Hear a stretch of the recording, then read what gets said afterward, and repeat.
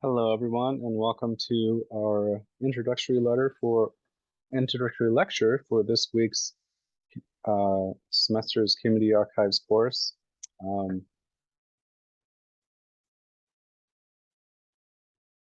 So we'll be looking at 4 of our course learning objectives this week: analyze the reasons for the creation of community archives, evaluating the areas in which community archives and traditional archives challenge and complement each other, look at some of the challenges facing community archives and how they can address them, and thinking about how we can devise a plan for the creation of a community archive. Okay, and so related to that, we'll be looking at these weekly topics: what constitutes a community, what are community archives, why are community archives created, and what might community archives be, who creates and preserves them, and for which audiences.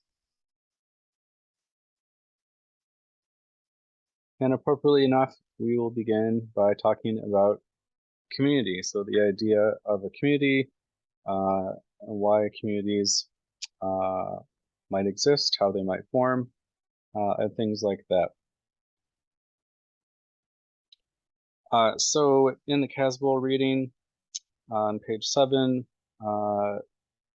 the authors talk about how archival communities and community archives have formed around ethnic, racial, or religious identity, gender and sexual identity, economic class, and geographic location. And in the Carter article, the author talks about how communities and community archives coalesce around shared interests, common causes, and experiences. So yeah, it makes a lot of sense that if you feel like you share a racial or religious identity, and maybe a racial and a religious identity, or a racial and a gender identity, or really any combination of these different sort of factors that can lead to the formation of a community, you're going to most likely feel like you have some shared interests between you and another person that also has some of the same identities that you identify within yourself. And you may feel like you have some kind of common cause. Maybe you feel like your community isn't represented in the media, isn't represented in the political workings of your city or your state. And maybe you shared some experiences in the past. Maybe you've been discriminated against, maybe you have felt like you've been marginalized in some way. And all these things can cause folks to kind of coalesce and come together and develop a sense of community, and possibly from that sense of community develop a community archive. One interesting thing about some of the factors that form a community and in turn may form a community archive are, as Caswell argues, a lot of them are socially constructed, and they may not necessarily be real. So Caswell talks about the concept of gender as being socially constructed, and so that may be true, but it may be used as sort of a rallying cry or a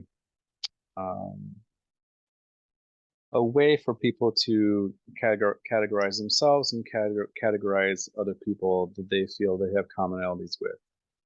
So, this might be useful for, as Caswell remarks, political gain. So, you may feel like, okay, we don't really believe that gender is a thing, but we find that people that are prescribe the same gender identity that I am, face disadvantages in life. And so we're going to kind of ignore the false dichotomy of, male or female. and we're going to work together to try and fight some of the issues that we see going on. So I think that's an important distinction to make when you think about some of these things, like racial or religious identity, or economic class, or even geographic location. You know, what I might consider to be my economic class might not be what another person would consider my economic class to be, or what I might consider to be my sexual identity might not necessarily be what another person considers my sexual identity to be. So, you know, there's a lot of fuzziness towards these different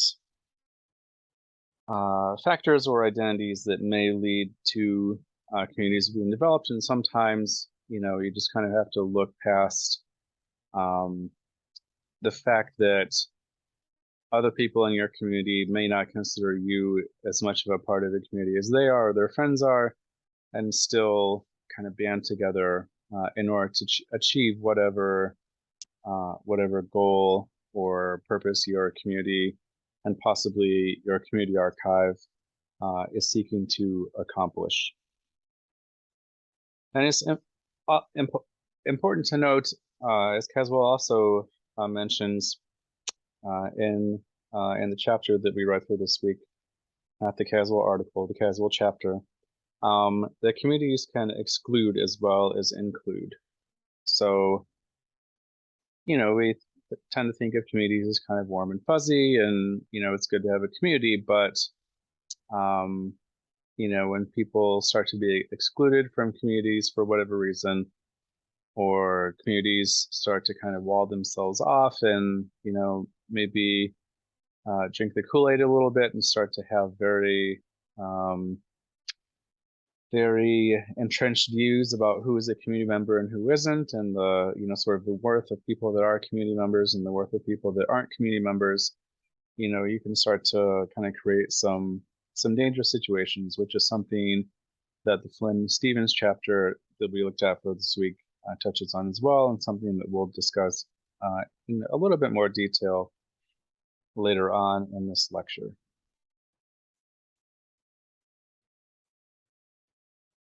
So as I was sort of working on this lecture, the first time, I've revised it a few times now, but the first time I was working on this lecture, I began to think of, okay, well, what is my identity or my identities? You know, which communities do I feel like I belong to? Because it is kind of an interesting exercise to sort of, yeah, think about which communities you might consider yourself to be a part of. So probably the first one that would come to mind is white. You know, I consider myself to be a Caucasian person or a white person. Male, again, I know that gender is kind of a social construct, but that's sort of how I've always seen myself. Middle class, again, you know, one person's middle class might be another person's, you know, upper middle class, or, you know, maybe lower middle class. But yeah, you know, I consider myself to be sort of a middle class individual. You know, not as well off as some folks, but certainly a lot more well off than others. I'm not saying that's, you know, good for me or anything. It's just, you know, a matter of fact. A parent, that's certainly a big part of my identity now that I have 2 children. So that's probably a pretty significant part of my identity, and I definitely feel kind of related with the parenting community out there. Bisexual, so I do identify as a bisexual. So I guess that would be part of my sexuality identity. So that's just another aspect of my identity and a potential community that I would belong to. Left-handed, I am proud of being a left-hander. I always feel a certain affinity towards other people when I find out that they too are left-handed. So that's something that sort of resonates me as being a part of my identity. I think of myself as a member of the UWM community, and that's a part of my identity as well. You know, I've been working there for let's see, 8 years at this point. So yeah, definitely a part of my identity and a part of the community that I feel like I belong to. Maybe a little bit more specifically, the School of Information Studies. If you want to boil UWM down a little bit deeper, I identify with SOAS, and I feel like I'm a part of that particular division of UWM. I am a cat owner. A lot of people really get into the idea of being a cat owner. I've been a cat owner for most of my life, so I'm kind of not as gung-ho about it now. But yeah, it is a part of my identity. And I do feel a certain affinity towards other people that own cats and prefer cats over dogs, which I do quite strongly. Sorry, dog people. Looking at geographic location, Shorewood. I've lived in Shorewood for the most part for the last 8 years. So I took a year off and moved to Milwaukee, and I was like, that's okay. And I happily moved back to Shorewood. So I definitely feel like that is an important part of my identity. For those of you who don't know, Shorewood is a small village, like literally across the street from Milwaukee. So, it's more or less Milwaukee, but with its own little tinge of suburban flavor. So, an artist, I do feel like being an artist is a part of my identity. I do feel connected to other people that are artists, probably maybe more specifically people who are visual artists or who are sort of more oriented to that aspect of artistic expression. Looking at another personal interest, Infinite Jest. It's a book by an author named David Foster Wallace. It's probably my favorite book. I try and read it every once in a while. It's been far too long. But yeah, I would consider that part of a book to be my identity, since it has sort of influenced my worldview, and just because I think it's such a phenomenal book. So again, if someone expresses an interest for an Infinite Jest or an appreciation for Infinite Jest, then I may feel like I'm a part of the same community as they are. And then there's this last one, which the Caswell chapter from this week mentions the dreaded WebCham.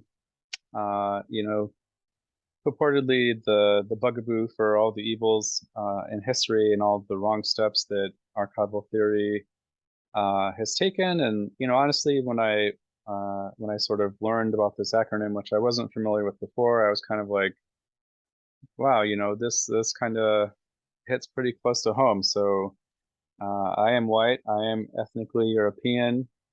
Am I bourgeois? Maybe to some people I am. I don't really consider myself bourgeois, but I guess some people might consider me to be. I'm not a Christian, so that's one that we can knock off. I am cisgendered, so that's another aspect of this identity. I am a citizen of the United States, so that's another aspect of this identity that I feel I relate to. I'm not heterosexual, although some people might say, there's not a whole lot of difference between people that are bisexual and people that are heterosexual. So yeah, not terribly far off the mark there. Able-bodied, I am going to be 42 years old, so maybe not as able-bodied as I was 20 years ago, but still, obviously there are people out there who have more challenges than I do. So sure, and male. So yeah, that's a pretty close representation of a lot of different aspects of me as a person. Do I think that having some connections with this sort of laundry list of characteristics, which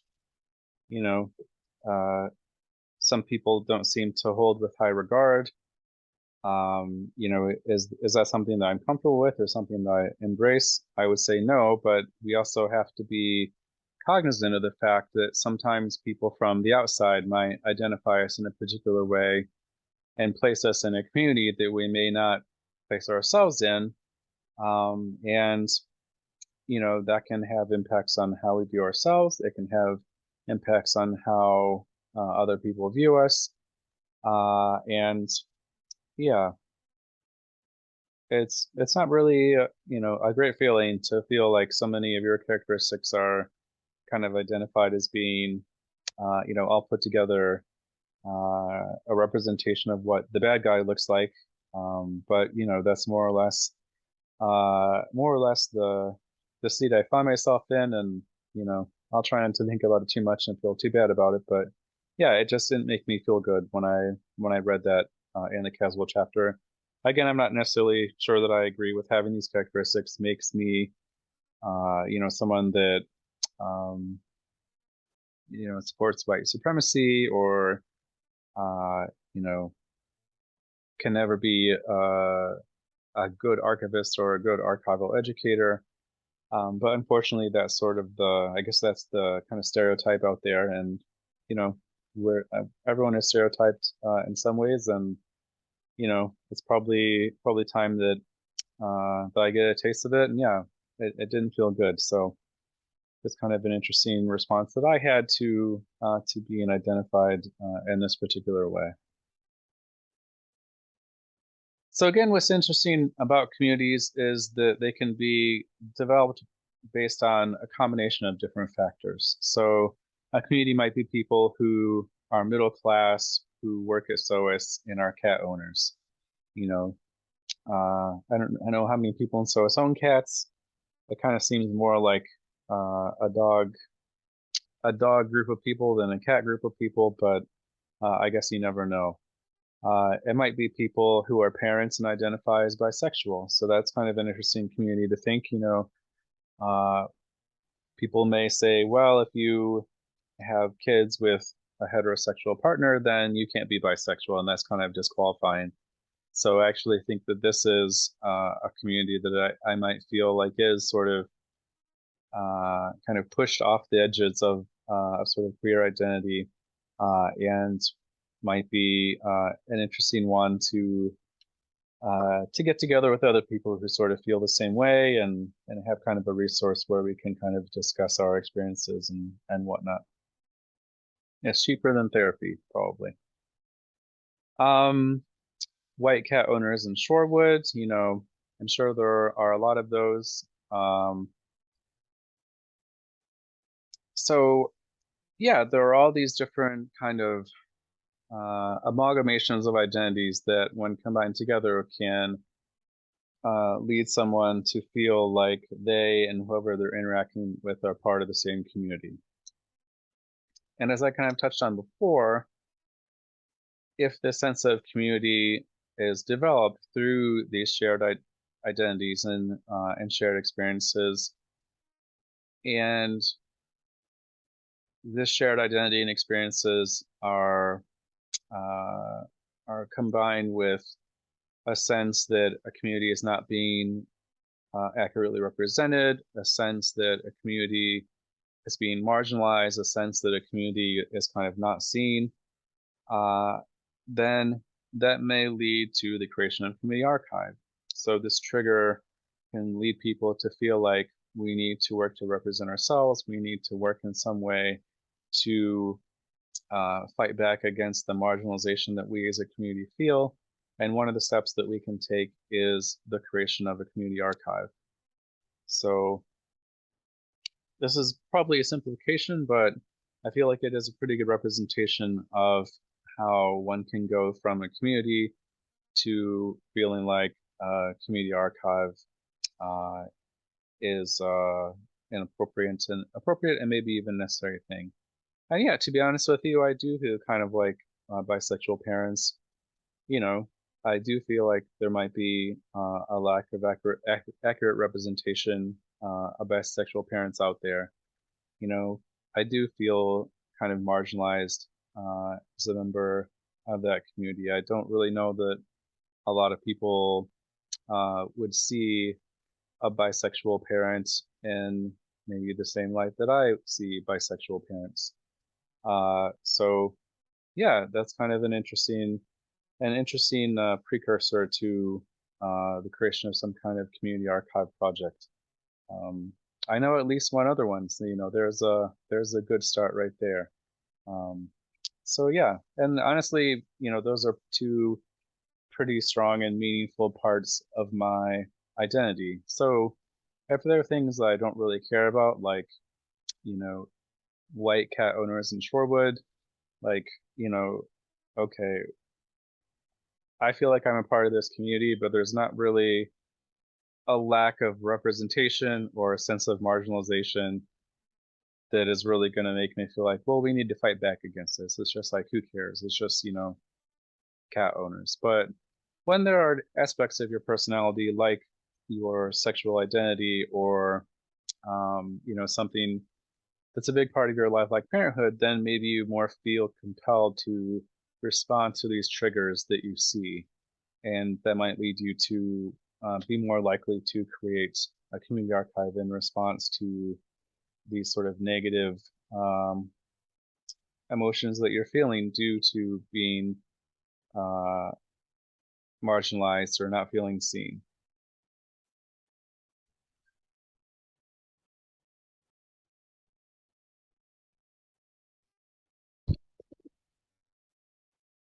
So it's interesting and I think important to recognize community archives as examples of liberatory memory work, which is something that the Caswell article or chapter, I'm sorry, talks about fairly extensively. So in that chapter, Caswell defines liberatory memory work as using records and archives to invert dominant hierarchies caused by white supremacy, heteropatriarchy, capitalism, and other forms of oppression.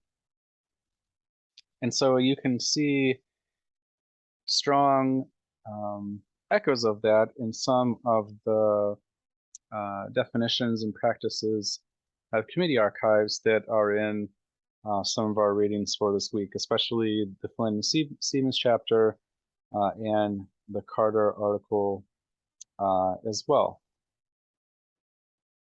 So in the Flynn and Stevens chapter, they describe community archives as something that seeks to challenge and undermine both the distortions and omissions of orthodox historical narratives, as well as the archive and heritage collections that sustain them. So not just fighting against the histories, but the archives and heritage collections that sustain these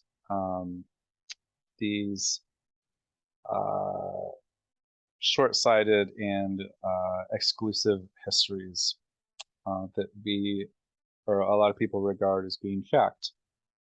And the Caswell chapter talks a great deal about how Western archival theory has really worked against this idea of liberatory memory work, and how there needs to be sort of a sea change in archival theory before liberatory memory work can be sort of the norm or the expectation for archives and archivists. The Flynn and Stevens chapter also talks about how the collection, creation, and ownership of resources that challenge, correct, and rebalance these absences and partial narratives were and are often viewed explicitly as counter-hegemonic tools for education and weapons in the struggle against discrimination and injustice. So again, just talking about some of the characteristics of community archives, some of the reasons why community archives were created, and how these are examples of liberatory memory work. In the Carter article, the author talks about how the community archives challenge and invert preconceptions of what an archival space can and should do. So again, taking the sort of the normal idea of what an archive is and what an archive should be and how an archive should operate, things that Caswell has argued have contributed to and been sustained by, you know, white supremacy and other forms of oppression, and saying, well, this is what an archive can be. Instead of this tool for oppression, it can be something that that sort of liberates the community and helps the community represent itself in the way that it feels like it ought to be represented. And the Carter article also talks about how community control and autonomy over records allows for the creation of a space in history that belongs to them. So if the community members didn't have autonomy over these records, if they weren't able to make record keeping decisions surrounding them, then they wouldn't be able to create these archival spaces that engage in liberatory memory work, as Caswell defines it. And this idea of ownership and community participation is, Caswell argues, a really essential aspect of community archives, that there is participation by community members in the archive and in the record keeping decisions that surround records in the archive's care. That's sort of a defining aspect of community archives that needs to be met for an archive to truly be a community archive and truly able to engage in liberatory memory work.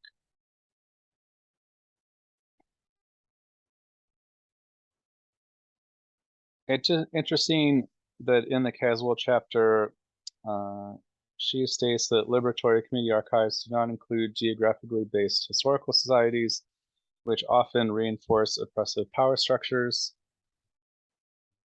You know, I don't think that that necessarily has to be true. There can be geographically based historical societies that that can do liberatory memory work. I don't think that one necessarily excludes the other. And to her credit, she does use the term often, but you know, there's really nothing stopping geographically based historical societies to engage in this kind of work. You know, maybe Caswell views them as being sort of more, you know, mainstream and more corporate. And maybe that makes them less likely or incapable to engage in the kind of archival work that Caswell would argue has to be done for it truly to be liberatory. But, you know, it's not 100% given. So I'm not necessarily sure that I entirely agree with this sort of delineation saying that geographically based historical societies, you know, absolutely cannot be considered community archives. So that's just a little area of disagreement that I had. You know, you're certainly welcome to feel the way that you feel, but that's just something that I kind of wanted to mention and respond to.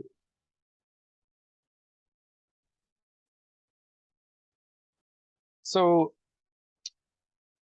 yeah, again, it's just important to think about the triggers that might cause the formation of community archives. And as I touched on in the last slide, you know, they really are going to involve some kind of oppression and some kind of attempt to fight against that oppression, regain or obtain some measure of power over how a community is represented, and by doing so, work against the dominant hierarchy or the dominant forces in society that either quite willfully or perhaps just, you know, ignorantly portray a community in a particular way, or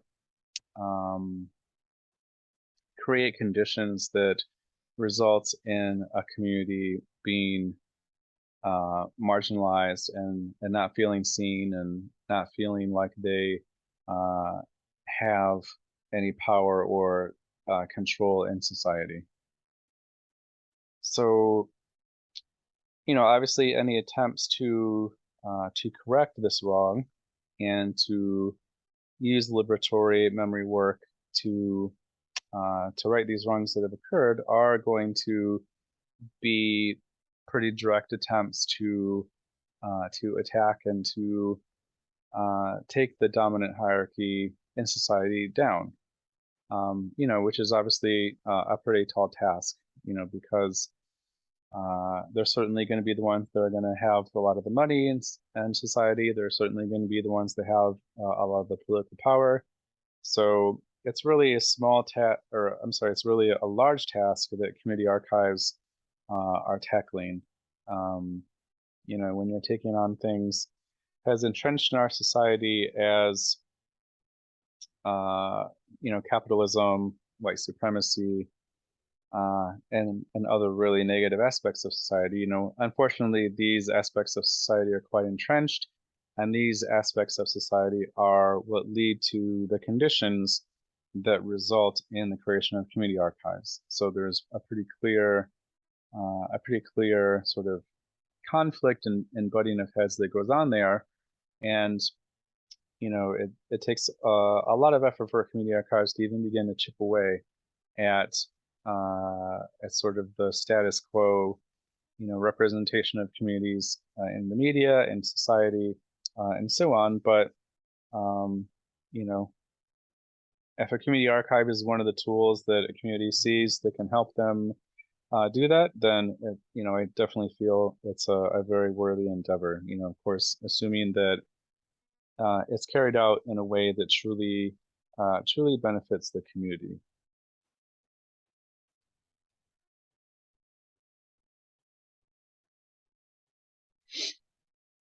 So just to switch gears a little bit and talk about some of the differences between community and mainstream archives. So again, Caswell views mainstream archives, which she defines on page 18 in the Caswell chapter for this week.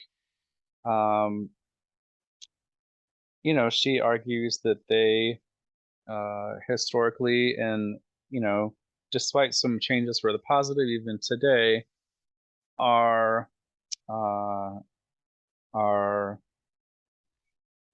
actors or participants in the structure of white supremacy and other evils in society that Caswell argues liberatory memory work is working against. So just some sort of examples between what community archives typically engage in and what mainstream archives typically engage in. So looking at things like, for community archives, a focus on materials of marginalized groups.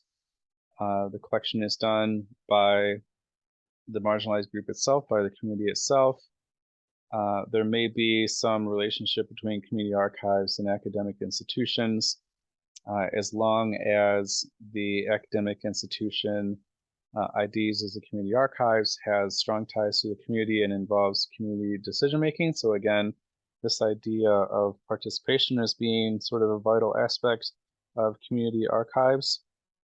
And then there are mainstream archives, which either don't collect materials of marginalized communities or do not include community members in decision-making surrounding the record keeping of materials from marginalized communities.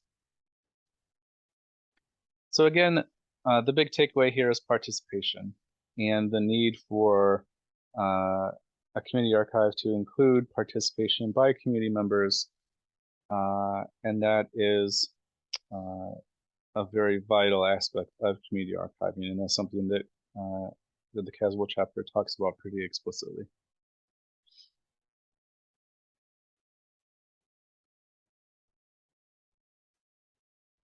So here we'll run through some different characteristics of archives, and we'll talk about if these are true for community archives, mainstream archives, or perhaps even both. So looking here at a focus on collection of materials for marginalized groups, this is actually true. But Caswell argues that In mainstream archives, such practices may be extractive unless community members have say in record-keeping communities. And she describes common situations where information is collected about but not for oppressed communities. So again, this idea of a lack of participation by community members leads to what Caswell describes as a sort of extractive colonial orientation of mainstream archives. Now, does this necessarily have to be the case? Is it impossible for mainstream archives to involve community members in record keeping decisions? No, that's absolutely not, it's certainly not written in stone. And, that's something to appreciate. There definitely is opportunities for mainstream archives to say, well, we were just donated this collection of records related to X community. Why don't we reach out to other members of this community and talk about, how these records might be used, how they might be preserved, how they might be described, and include members of a particular community in record-keeping decisions surrounding these records. Unless there's something in the deed of gift saying that can't happen, or there are maybe political considerations that an archive has to make, I don't really see why that kind of a relationship can occur. It doesn't have to be this sort of colonial arrangement or colonial relationship. There's definitely room for collaboration. And the reason that I mention this is because a lot of you that are taking this course are not going to work in community archives. If you end up working in an archive, you're probably going to end up working in a mainstream archive somewhere. And so I want you to take some of these ideas with you and think about, how can we change this? How can I change this archive or help change this archive that I'm working at into one that is engaged in liberatory memory work? Maybe not like 100%, but maybe at least push your archive down that path a little bit.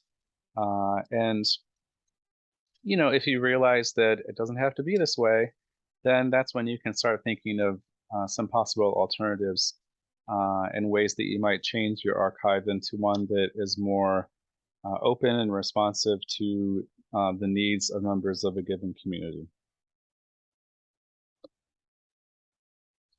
Okay, it may involve some form of community control. So that's going to be more likely to be seen in community archives. Again, it doesn't necessarily have to be the case, but it's sort of a requirement for community archives that there is community participation in record-keeping decisions. Again, that's something that can be present in mainstream archives, but it's probably less common. Maybe attached to academic institutions. Both the Caswell article for this week talked about this. Do not involve community members in administering community materials. This is probably more likely to be, or this is something that's going to be more common in traditional or mainstream archives. Again, it doesn't have to be that way. Retain close ties to community members. This is something that is going to be more strongly associated with community archives.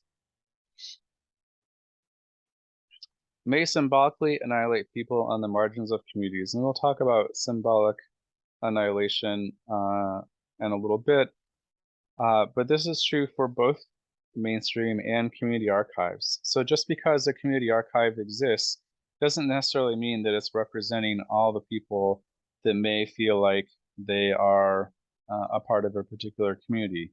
And this is something that the Caswell article for this week touched on, where even in LGBTQA+ articles or community archives, people who are transgender may feel like they're sort of left out and they aren't being represented in the community archive as much as other members of that community. As a bisexual person, I feel like that bisexuals are kind of not as often thought of as being a part of that particular community, and it would be interesting to see how well bisexuals are represented in LGBTQ archives. I don't know. That would be an interesting thing to learn more about.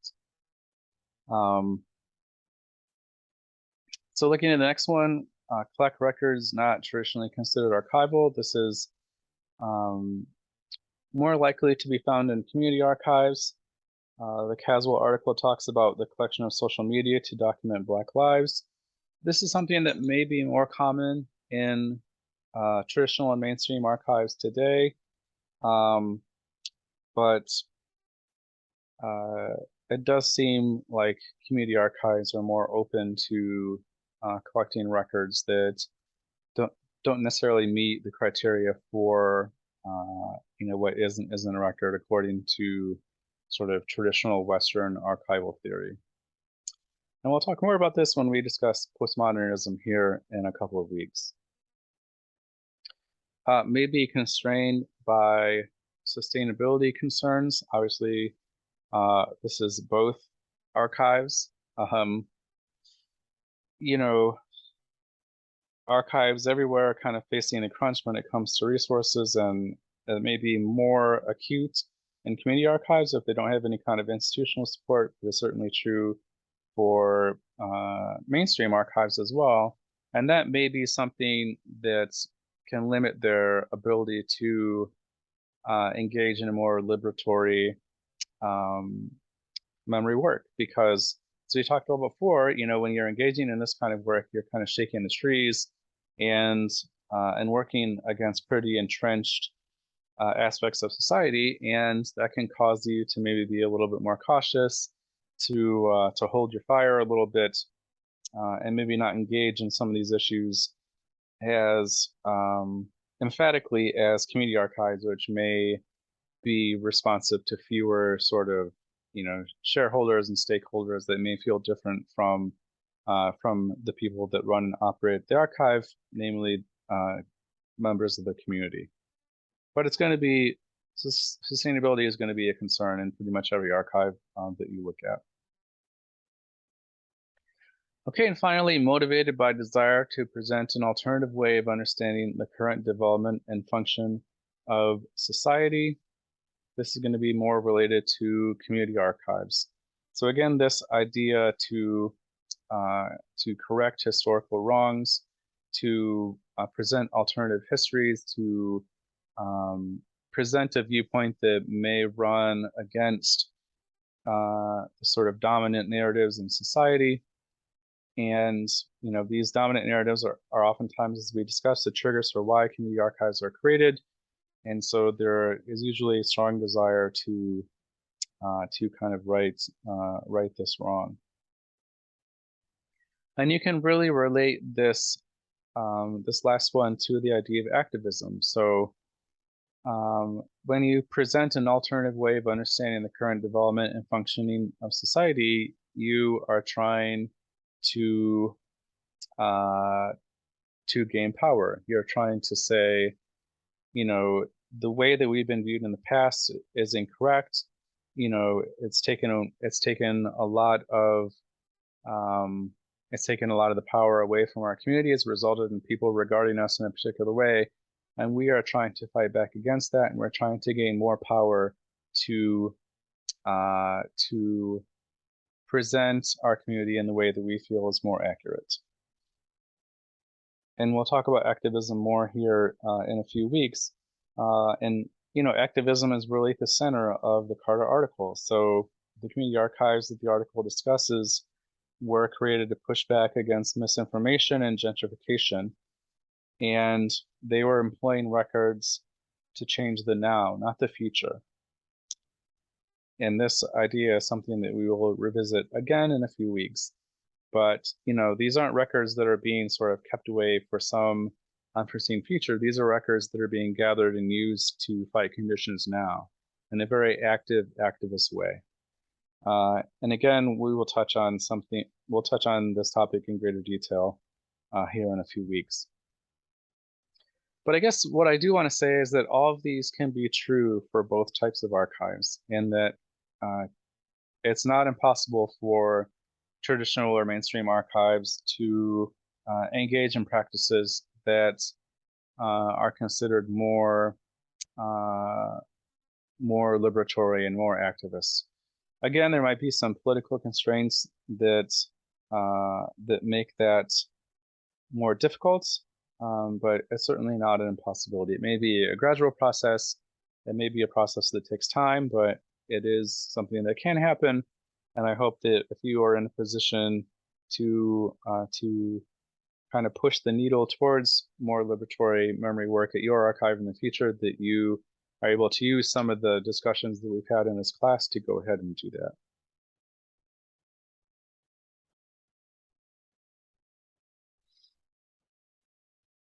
So in the Caswell article for this week, the authors talk about representational belonging as being the way for archives to have the greatest value. So if a community archive can create this sense of representational belonging within community members, then that is sort of the pinnacle of community archive achievement. And so as the article discusses, this is this sensation of feeling like we were here, our community has a past, I am here, I have sort of a a sense of myself as an identity, a sense of myself as a member of this community, and we belong here. My community belongs in this city. My community belongs in this state. My community belongs in this country. And where these overlap is where if a person feels all three of these senses or these feelings, then they can have a sense of representational belonging, feeling that they truly are a rightful member of society. And obviously, this can be a pretty uplifting thing. You know, if you go through your whole life feeling like you don't really have a history, you don't really have a sense of belonging or a place within society, if you don't really have a sense of yourself and who you are, you don't have a sense of your identity because you don't see any reflections of it, you know, in the media or in museums or in archives or even in libraries, then, you know, having these things to sort of buoy you and give you a sense of who you are and who your community is, you know, that can be extremely powerful and extremely uplifting. And we'll kind of touch on uh, ideas of identity and community archives later on in the semester. And so it's important to think about how this sense of representational belonging can serve the goals of liberatory memory work. How can they work towards this goal to subvert these dominant hierarchies in society?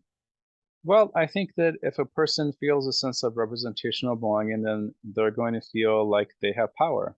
They're going to feel like they do belong in society, and they're going to feel like they don't, um, they're not sort of subordinate or minor players in a community. You know, they can get a sense of we were here and say, you know, my community has been in this city since, you know, the 1940s. We've been here for, you know, I guess what, like 80 years now, 60 years now.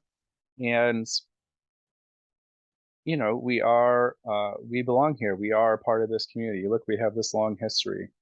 And I have a sense that I know what my identity is and who I am as a person.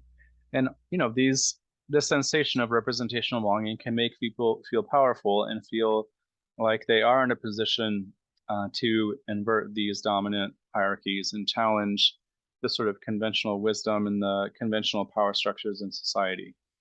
You know, if you're asking a person or a community that doesn't have any sense of belonging or any sense of who they are or any sense of their past to do this, then they might be like, well, why bother? You know, I feel so powerless that I'm not even going to try and attempt to engage in this really difficult fight for the well-being of my community, at least as I see it. Um, But again, having this sort of uplifting experience of having this sense of representational belonging can really make someone feel like they're engaged with their community, they're engaged with their past, and that they do deserve to have a place in society, and they do deserve to have power in society, even if that power comes at the stake of taking power away from those that have traditionally wielded it. So it's interesting to think of power as a finite resource. So power equals wealth. There is a finite amount of wealth in society. Power comes from political power and political positions, and there are a finite number of those, especially as you get kind of higher and higher up the food chain. Power comes from controlling the media, and while that may be more accessible today because anyone can have like a blog or a podcast or whatever, if you're talking about mass media, that seems to get more and more consolidated every day. So to say I'm going to be a person or we're going to be a community that's going to try and get a piece of the pie, it's going to come from someone else or something else, and you just have to feel like you are sort of worthy enough to engage in that kind of process. And representational belonging can really help a person in a community get that sense, I would argue. It's also interesting to think of how this idea of representational belonging can be harmful, either to a community or to society at large. If a community sort of drinks its own Kool-Aid and gets this idea of not only do we belong here, but we belong here more than this other community in Milwaukee, or we were here longer than this other community in Milwaukee, so we're better than they are, or my sense of identity has led me to believe that I'm better than this other person who maybe has different characteristics than I have. That can obviously lead to some pretty scary results. That's essentially what white supremacy is, right? This feeling by white people that's, we belong here more than other people. We deserve to have the power more than other people do. Our identity as, the webchams of the world is more valid and more important in society than your identity as, a Black Muslim or as an Asian lesbian. So if you kind of take this idea of representational belonging too far, it can be pretty harmful and toxic. And again, it kind of goes back to something that I touched on before, which is community archives operating in ways that are in the best interest of their community and don't kind of lead them down this rabid path where they become, more and more exclusionary and maybe start to replicate some of the power structures that they are at least theoretically trying to undermine. Because that is not liberatory memory work at all. Quite the opposite.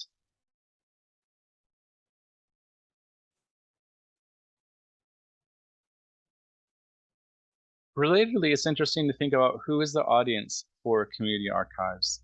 Who are community archives meant to kind of cater to? Who is meant to see the representation of a community found in community archives? So, I think this is a good question, and I would argue that community archives have an interior and an exterior audience sort of attached to them. So this interior sort of aspect of community archives is, as we've touched on before, meant to represent this sense of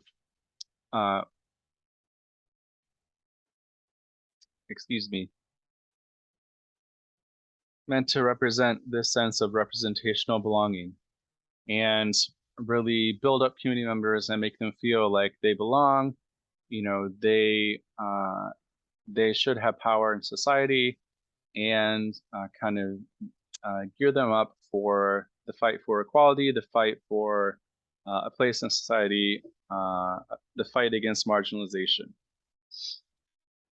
And I think that community archives also have an exterior audience as well. So people from the outside who may look at a community archive as a way to learn more about a community that they're not familiar with. And so that can lead people to having more of a sense that, oh, we didn't know that there have been, we didn't know that there have been Latinx people in this community since, 1890. I had no idea. I thought that they just came here recently. We had no idea that that there have been Japanese Americans here since the 1940s. Community archives can serve as educational tools for people outside of the community just as well as they can for people inside of the community. And I think that that's something that community archives are very conscious of, and we'll look at an article in a few weeks that kind of touches on how that might influence how community archives operate and the choices that it makes. Community archives have to be sort of aware of the image that they're putting out into the public, and maybe attempting to not put out an image that might reinforce sort of stereotypes or other thoughts that people outside of the community might have about the community already. And so community archives have to kind of straddle this line of needing to please and engage with members inside the community and develop this sense of representational belonging, but also, be aware of what people from the outside of the community might be seeing as well. So it's kind of an interesting line to walk, and definitely a challenge that community archives face.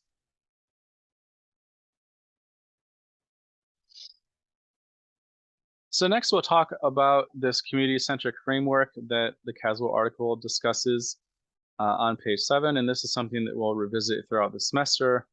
And so this describes the core principles of community-centric archiving, or the framework of community-centric archiving. Archiving in which community interests, needs, and well-being are central. A framework in which community records and materials are understood and valued in their originating context and not viewed by mainstream institutions as collectibles. A framework in which community complexity and flux, including changes in interests, epistemologies, demographics, and emotions, are recognized, honored, and brought to bear on archival practice. So Anne Gilliland would argue that all these things need to be true for an archive, but especially a community archive, to truly be community-centric and to truly have the well-being of the community in mind. And again, it's interesting to think about how this framework can serve the goals of liberatory memory work. So if you look at this first one, community interests, needs, and well-being are central, obviously that has not been the case, throughout history. Oftentimes, community interests, needs, and well-being have not been central. They've been, marginalized and pushed aside so that white men can get what they feel is their just deserts. So you can see a strong connection between this idea of community interest, needs, and well-being central has challenging sort of the dominant hierarchies in society. Looking at this next one, community records and materials are understood and valued in their originating context. A part of marginalizing and denigrating a group is to not understand them as they may feel or is appropriate. Not understanding the who, what, where, when, and why of a community in a records that it produces, and instead trying to translate them into something that fits your narrative. And that's sort of disempowerment 101, to say, no, this isn't your history. This is your history. Let us write your history for you. That's something that that mainstream archives have done a lot when they arrange and describe records, when they appraise records, when they preserve records. without any community input or community participation. They're saying, well, we know that you might have a way that you want this done, but we know better. We're these white archivists, and just sit back and let us handle it for you. Thanks. So obviously, valuing these community records and valuing the community themselves in their originating context, as opposed to the context that the white archivists have developed for communities, is a strong step towards liberatory memory work. And lastly, understanding community complexity and flux. Anytime that you want to disempower someone or a community, it's easy to say, oh, well, they're just a Black person, and that's really all you need to know. Or that's just the Black community, what can you do? Here are some stereotypes about the Black community, and it's always been this way, and it hasn't changed, it's never going to change, and sort of what you see is what you get. Anytime you start to present a more complex picture of a community or a complex picture of the records of a community, you start to challenge some of the stereotypes, other kind of myths and preconceptions that the dominant narratives in society have provided and have, been reinforcing and spreading for, probably hundreds of years at this point.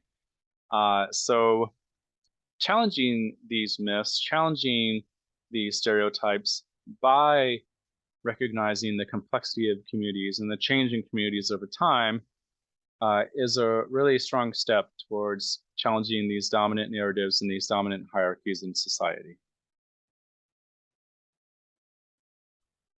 And obviously, when you do these things, when you have a community's interests in mind, that's going to support a person's sense of I belong here, we belong here, we are a part of society. When you take the time to portray a community as being complex and something that changes instead of just this simplified kind of flat representation, you recognize this community has had history, this community has changed over time, this community, has a history here, and they haven't always been the same as they are now. And that can needed to developing a sense of representational belonging as well, which is why I think that there is a good connection between this framework and some of the ideas of representational belonging that I talked about before. So I guess to look at, again, at the second one, community records and materials are understood and valued in their originating context. That can allow a person to feel more of a sense of being a part of a community, more of the I am here, because their identity is more likely to be found in an archive. Anytime you attempt to kind of write a person's history for them, you're sort of saying you don't belong here. We belong here, and we're gonna write the rules as far as what your history is and what your community has done and what your community is like. And so that can certainly undermine a person's sense of belonging in society. So I guess I kind of got myself ahead of myself a little bit there, but yeah, there are some pretty strong connections between this community-centric framework and representational belonging, as well as liberatory memory work. Okay, so that's it. I just get so excited talking about this stuff. I know that it's kind of depressing on one hand, but on the other hand, it's exciting for me to think about community archives and this idea of liberatory memory work and how they overlap with things like representational belonging and community-centric archiving, and how you can kind of all tie them together and really get more of a sense of why community archives exist and why they were created, and how representational belonging and community-centric archiving can strive towards liberatory memory work. And these are all topics that we will continue to address throughout the course, but I just kind of wanted to introduce them this week. And I really hope that you enjoy learning more about them this semester. Um, and as I said before, I hope at the end of the day you're able to go into an archive or even a museum or a library and think about how you yourself can engage in liberatory memory work and whatever professional position you find yourself. So that's sort of my goal for you at the end of the semester. And I'll do what I can to lay the foundation for you to be able to do that. And I hope that you enjoy the journey. So thank you for listening and take care.